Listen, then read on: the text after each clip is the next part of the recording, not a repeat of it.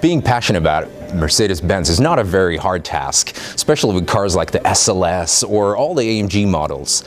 Yet, there is another aspect that deserves full attention, namely all the old cars. What happens to them, because they have shaped the brand that we know today. But there is a place in Irvine, California, the Mercedes Benz Classic Center, where these cars really are being taken care of. What is the Mercedes Benz Classic Center?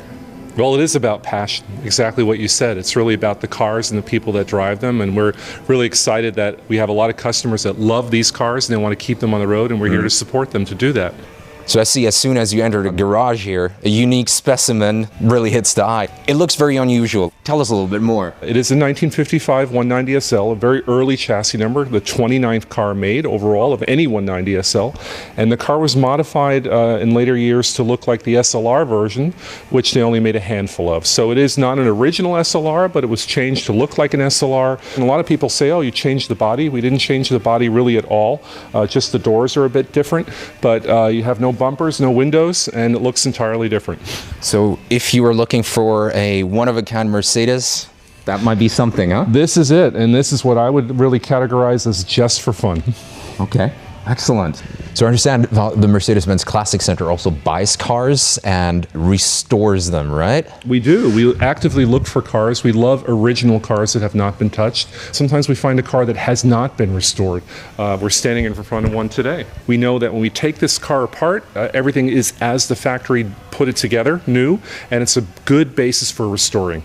Okay. I love the little sign inside which says made in Western Germany. Yeah. So really, really historic. A different era for sure. This is from 1957, and in fact, if you were to look at this car and you say, well, what does a car like this cost, and say it's very run down, it's not perfect, this was still a $500,000 car the way it is right now.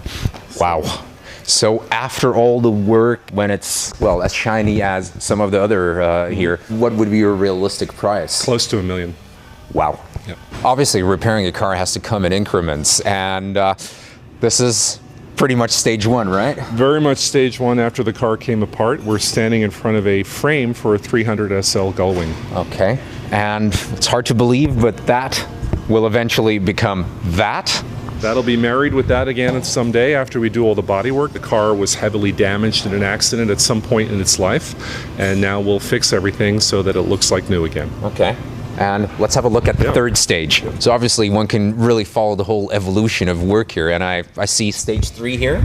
Yeah, this is a car that's coming together again, and in fact we just painted the car, so it's being assembled for completion. And the engine is already Engine has been rebuilt, everything is done. It's a little bit dusty from the paint process, but that'll be cleaned up before we deliver it to the customer. Okay. Well, let's have a look at the finished, pretty much the finished product up here. After months of hard work, this is the final quality control and putting everything together and just checking it. And this is a pretty fine example of good work, huh? This is a very good car, and this car is now in its final stages where we go through the car, test drive the car, use the car a bit, and make sure that everything's 100%. Well, I'm pretty sure the owner is going to be very, very satisfied. It looks absolutely mint.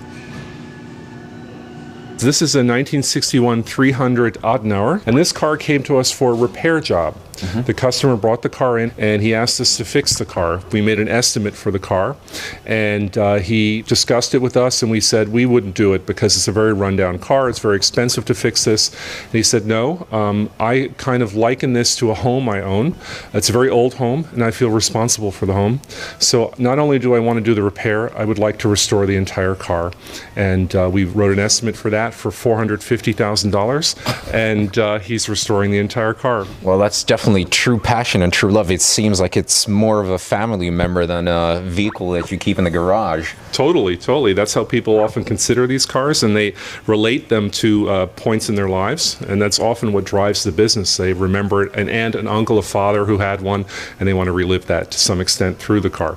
Now looking at this 300 SL, obviously it looks a little bit newer, and I see you've taken it apart. If I understand right, Mercedes also has pretty much all the spare parts for these classic cars? Mercedes has always been very good with that, really from the beginning of the automotive age. You have to think about it. You can get parts from the early 1900s for cars.